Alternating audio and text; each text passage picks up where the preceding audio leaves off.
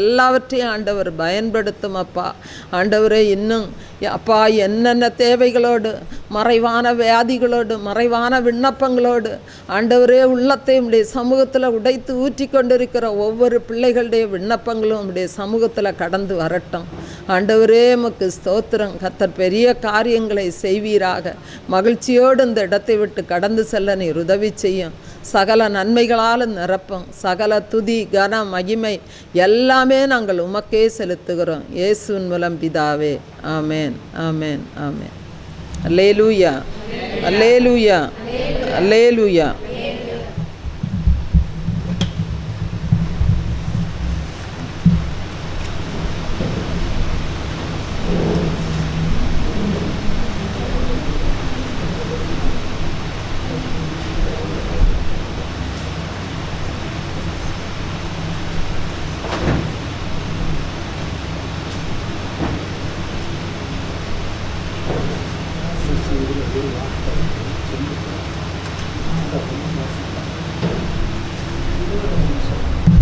சொன்னார்.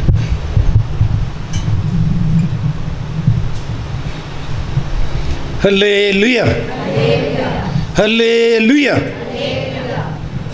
ஹல்லேலூயா. அன்பான இருவால் இறை உள்ளங்களே, இந்த மே 2ஆம் தேதி தந்தையாம் இறைவன் நம் அனைவரையும் ஒன்று சேர்த்த மேலான கிருபைக்கு இறைவனுக்கு நன்றி கூறுவோம். கொடுக்கப்பட்ட சில நிமிடத்தில் இறை வார்த்தையை உள்வாங்குவதற்கான அருள்வரத்தை கேட்டுக்கொண்டிருக்கும் அனைவருக்கும் இறைவன் நிறைவாக பொழிந்து வழிநடத்த வேண்டும் என்றடி அனைவரையும் இறைப்பாதம் சமர்ப்பித்து இறை வார்த்தையில் கடந்து செல்கின்றேன். 1-2 வார்த்தை தான். ரோமையர் எழுதிய திருமுகம் 11வது அதிகாரம்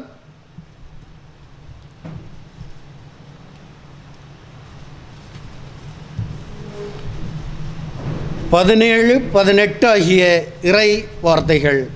ரோமையர் எழுதிய திருமுகம் 11வது அதிகாரம் 17-18 ஆகிய இறை வார்த்தைகள்.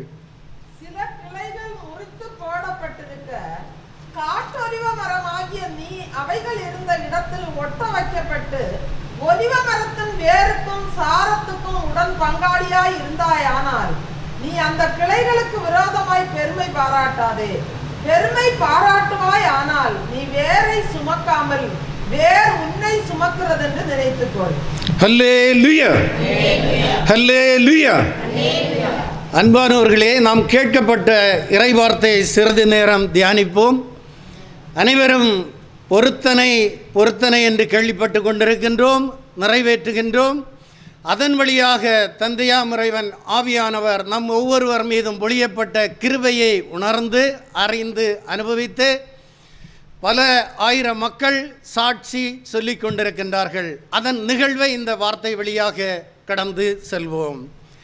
நல்ல ஒலிவ மரம் ஒன்றின் கிளைகள் சில தரிக்கப்பட்டு அந்த ஒலிவ மரத்தில் காட்டொலிவ மரக்கிளை ஒன்று ஒட்டப்பட்டால் அது மரத்தின் செழுமையான வேரிலிருந்து ஊட்டம் பெறுகிறது. இந்த வார்த்தையை தியானிப்போம்.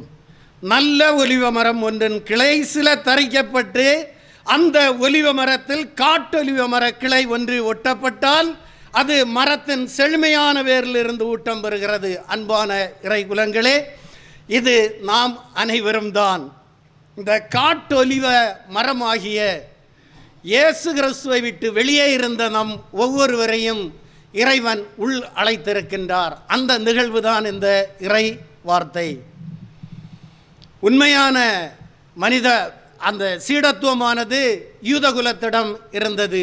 அவர்கள் இயேசு கிறிஸ்துவை அறிந்தும் அறியாமல் விட்டார்கள், ஏற்றுக்கொள்ளாமல் விட்டார்கள். மறுதலித்த கூட்டம். அந்த நிலைதான் இறுதி கட்டத்தில் கூறுவார், நான் விண்ணகம் செல்கின்றேன், துணையாளரை உங்களுக்கு அனுப்புவேன் என்றார். அந்த துணையாளர் உலகெங்கும் அனுப்பிவிட்டார்.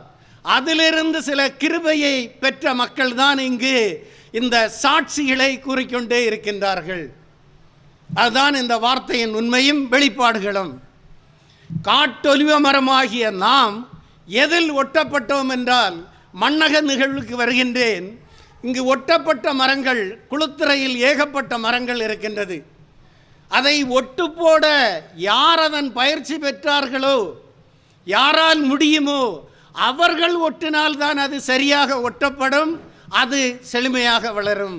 என்னை போன்றவர் ஒட்டினால் 10க்கு 1 ஒட்டும், 9 காய்ந்து போகும்.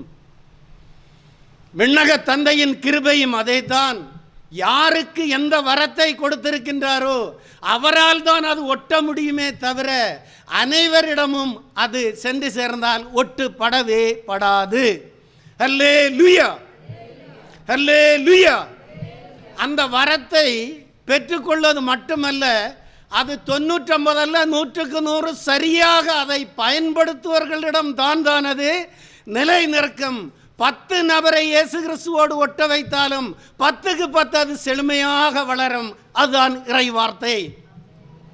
ஒரு மனிதர் கூட விடுபட்டு போக மாட்டார்கள். ஆனால் பொறுமையோடு காத்திருக்க வேண்டும். ஏனென்றால் பொருத்தனை செலுத்தியது அன்பானவர்களே ஜீவ ஒளிக்கு அல்ல. உண்மையை உணர்ந்து கொள்ளுங்கள். பொருத்தனை செலுத்தியது இயேசு கிறிஸ்துவுக்கு, ஆவியானவருக்கு. அவர் காலம் தாழ்த்தலாம். ஒரு தாய் பிள்ளைக்கு பால் கொடுப்பது போல 10 வாட்டி கொடுக்கும் இருக்கும் தாயும் இருக்கலாம், அழும்போது கொடுக்கும் தாயும் இருக்கலாம். சிறிது காலம் நாம் காத்திருக்க வேண்டும். பொருத்தனை செலுத்தி தொடர்ச்சியாக அந்த பொருத்தியவரோடு நாம் எந்த கோபமும் கொள்வதில் எந்த அர்த்தமும் இல்லை. ஏனென்றால் 100க்கு 100 செல்லும் காரணத்தால் தான் பல்லாயிரம் மக்கள் இதற்கு சாட்சி இந்த பீடத்தில் கூறுகின்றீர்கள் என்பது உண்மை. ஹல்லேலூயா, ஹல்லேலூயா. ஆகையால் நாம் உண்மையான மரம் அல்ல, காட்டு ஒலிவ மரம். இன்றைய காலகட்டத்தில் பல கோடி காட்டொலிவ மரம் இருக்கின்றது. கிறிஸ்தவன் கிறிஸ்தவன் என்ற போர்வை ரெஜிஸ்டரில் ஒரு பெயர் இருக்கும். எனக்கும் 40 வயதிற்கு முன்னால் நான் இறந்தால் இதே நிலைதான். கிறிஸ்தவ முறைப்படி ஒரு அடக்கம் இருக்கும், ஆனால் செல்வது நரகமாக இருந்திருக்கும். 41வது வயதிற்கு மேல் தொட்டு இன்று 57 வரை ஒட்டப்பட்ட மரமாக தான் இயேசு கிறிஸ்துவோடு வாழ்கின்றேன். அல்லேலூயா, அல்லேலூயா. ஆகையால் 100க்கு 100 அல்ல, ஏன் ஒரு மாம்ச குப்பை கூட இருக்கின்றது. பரிசுத்த ஆவியானவரை சுமக்கின்ற சரீரம் மாம்ச குப்பை. ஆகையால் 100க்கு 100 இல்லை என்பதை நினைவுபடுத்துகின்றேன். தூயவர் ஒருவரே. நாம் அனைவரும் தூயவர் ஆனவர் அல்ல, தூயவர் ஆக்கப்படுகின்றார்கள். நீதிமான் ஒருவனும் இல்லை, நீதிமான் ஆக்கப்படுகின்றார்கள். அந்த சிறுமந்தையாகிய கூட்டம்தான் இந்த காட்டொலிவ மரம் நல்ல ஒலிவ மரத்தில் ஒட்டு போட்டு விட்டிருக்கின்றது என்பதை சுருக்கமாக நினைவுபடுத்துகின்றேன். நேரம் குறைவான காரணத்தால் 18வது இறைவார்த்தை. அந்த கிளை தரிக்கப்பட்டு, அந்த கிளை தரிக்கப்பட்ட கிளைகளை விட தன்னை பெருமையாக கருதலாமா? கேள்விக்குறி. அந்த காட்டொலிவ மரக்கிளை நீங்களே. நாம் அனைவரும் ஒரு காலத்தில் காட்டு ஒலிவ மர கிளையாக இருந்தோம். இன்றும் பல கோடி மக்கள் இருந்து கொண்டிருக்கின்றார்கள். ஒன்று கண்ணீரோடு ஒட்ட வைப்பது, பொருத்தனையோடு ஒட்ட வைப்பது, உடைந்து நொறுங்கிய உள்ளத்தோடு ஒட்ட வைப்பது, அப்படி பல ஒட்டுகளும் இருக்கின்றது. ஒட்டு என்றால் அன்பானவர்களே, அது செழித்து இன்று மண்ணகத்தில் ஒட்டப்பட்ட மரமானது. சாதாரண மரம் 5 ஆண்டில் கனி கொடுக்கும் என்றால் இது 6 மாதத்திலே கனி கொடுக்கும். இயேசு கிறிஸ்துவோடு ஒட்ட வைத்தது சில வேளை சில நொடி பொழுதிலும் கனி கொடுக்கும். ஹல்லேலூயா. ஆகையால் கனி கொடுப்பது 100க்கு 100 உண்மை. கனி கொடுக்கத்தான் செய்யும். சில மணி நேரம், சில நாட்கள் ஆகலாம். அந்த காட்டு ஒலிவ மர கிளை இயேசு கிறிஸ்துவை சுவைக்காமல் ரசிக்காமல் என்று வரை வாழ்ந்தோமோ, எத்தனை வயது வரை வாழ்ந்தோமோ, அன்று வரை காட்டு ஒலிவ மர கிளை. அது நாம் அனைவரும் இன்று செழுமையான இயேசு கிறிஸ்துவோடு ஒட்டப்பட்டிருக்கின்றோம். அது ஒட்டுவதற்காகவே இந்த பாலும் தேனும் வழிந்து ஓடும் கானான் தேசமாகிய கன்னியாகுமரி மாவட்டத்தில் கன்னி ஈன்ற மகன் வருகை தருகின்ற ஜீவ ஒளியில் இந்த ஒரு பொது நிலையினரை பரிசுத்த ஆவியானவர் வழிநடத்தி ஒட்டுவதற்காக வரத்தை கொடுத்து ஒட்ட போடுகின்றது என்றால் அது பொருத்தனை 100% நிறைவேறும். அல்லேலூயா, அல்லேலூயா. அந்த காட்டு ஒலிவ மரக்கிளை நீங்களே. அப்படியே நீங்கள் உங்களை பெருமையாக கருதினாலும் அர்த்தம், நான் கிருபையை பெற்றுவிட்டேன், நான் நோயிலிருந்து விடுதலை பெற்றேன், இயேசுவிடம் நேரடியாக ஒட்டு போட ஒரு வாய்ப்பு கிடைத்தது என்று நம்மை நாம் பெருமை அடிக்க வேண்டாம். இந்த ஒட்டு போடுவதற்கு முன்னால் இப்படி நின்ற நாம் ஒட்டு போட்ட பிற்பாடு இப்படியே நிற்போம்.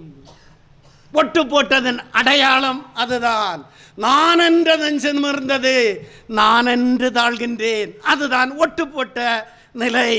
நீங்கள் உங்களை பெருமையாக கருதினாலும் நீங்கள் வேரை தாங்கவில்லை, வேர்தான் உங்களை தாங்குகிறது என்பதை மறவாதீர்கள்.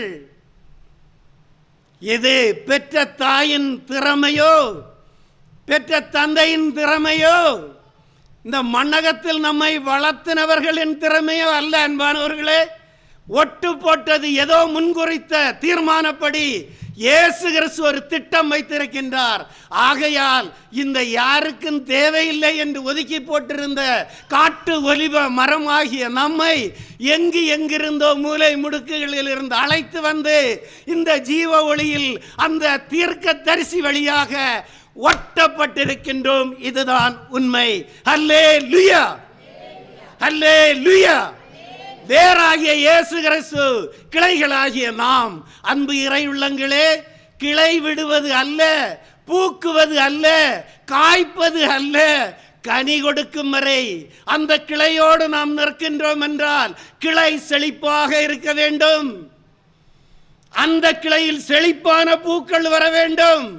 அந்த பூக்கள் காயாக மாற வேண்டும். அந்த காய் கனியாக மாற வேண்டும்.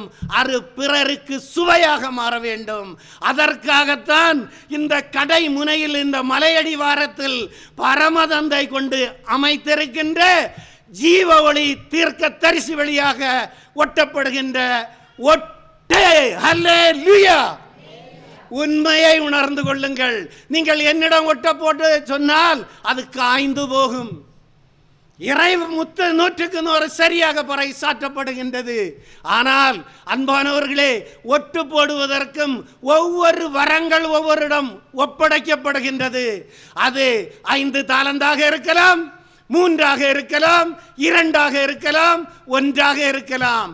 கொடுத்தது பட்டமும் பதவியும் பெற்றவனிடம் அல்ல, அறிஞனுக்கும் ஞானிக்கும் மறைத்து விவேகிகளுக்கும் குழந்தைகளுக்கும் வெளிப்படுத்தினீரே, அதுவே திரு உளம். அப்படி இந்த பரதேசியாக யாருக்கும் வேண்டாம் என்று குப்பையில் போட்ட நம் ஒவ்வொருவரையும் இயேசு கிறிஸ்துவிடம் ஒட்டு போட்டிருக்கின்றது என்றால் பெருமையாக ஒட்டு போட்டதோ இல்லை. குறைந்த நேரம் வார்த்தையில் மீண்டும் கடந்து செல்கின்றேன். அதில் 21 வாசிப்போம்.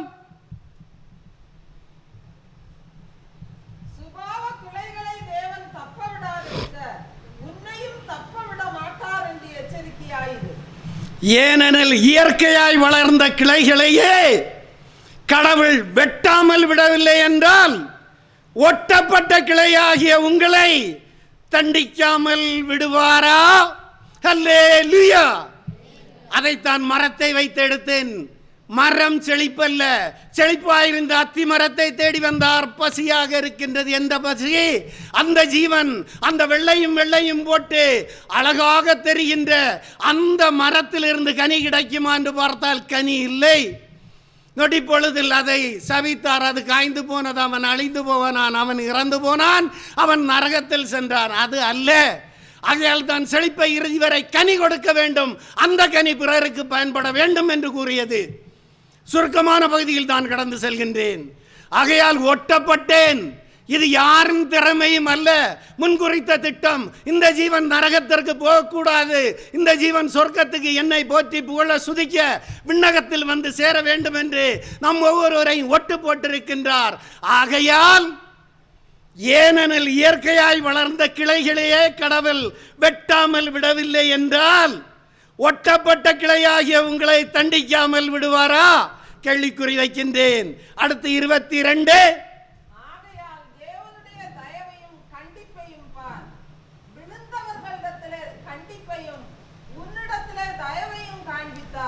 அந்த தயவிலே நிலைத்திருப்பாயானால் உனக்கு தயவு கிடைக்கும், நிலைத்திராவிட்டால் நீயும் வெட்டுண்டு போவாய். ஹல்லேலூயா, ஹல்லேலூயா. சரி, டைம் ஆமா சொல்றானே. இதில் கடவுளின் பரிவையும் கண்டிப்பையும் எண்ணி பாருங்கள். ஆண்டவர் எனக்கு செய்த நன்மைக்காக நான் அவருக்கு என்ன கைமாறளிப்பேன், மீட்பின் கிண்ணத்தை கையில் எடுத்து அவரது பெயரை தொழுவேன் என்று திருப்பாடல் ஆசிரியர் கூறுவார். அன்பானவர்களே, நான் அவருக்கு என்ன செய்தேன்? இந்த 3 முதுகெலும்பு எலும்பு 3 ஜாயிண்ட் இடைவெளியாக தரைடிக்கட்டாக பெட்டியோடு சென்று விடு என்று மருத்துவர் குறித்த குறிப்பை விட்டு தூக்கி நிறுத்தினவருக்கு என்ன கனி கொடுப்பாய்? இயேசுவை அறியாமல், உணராமல், சுவைக்காமல், ருசிக்காமல் வெளியே கிறிஸ்தவள் என்று போர்வை போர்த்து அமர்ந்தாயே அன்று. இன்று ஒட்டப்பட்டு இருக்கின்ற நிலையில் அவருக்கு என்ன கனி கொடுக்கின்றாய்? அதுதான் கேள்வி. இதில் கடவுளின் பரிவையும் கண்டிப்பையும் எண்ணி பாருங்கள். தவறி விழுந்தவர்களின் மேல் கண்டிப்பும் உங்கள் மேல் பரிவும் அவர் காட்டுகிறார்.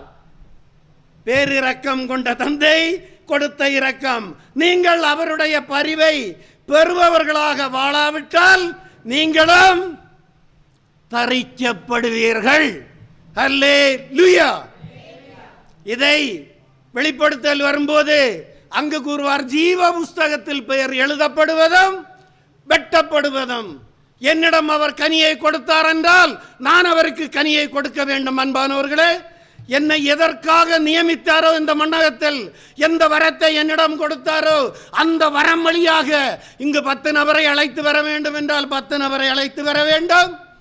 அது என்னுள்ளிருந்து செயலாற்றுவார். நீ அங்கு போக வேண்டும் என்றால் போக வேண்டும். எந்த வரத்தை யாரிடம் ஒப்படைத்திருக்கின்றாரோ உங்களோடு பேசிக்கொண்டே இருப்பார்.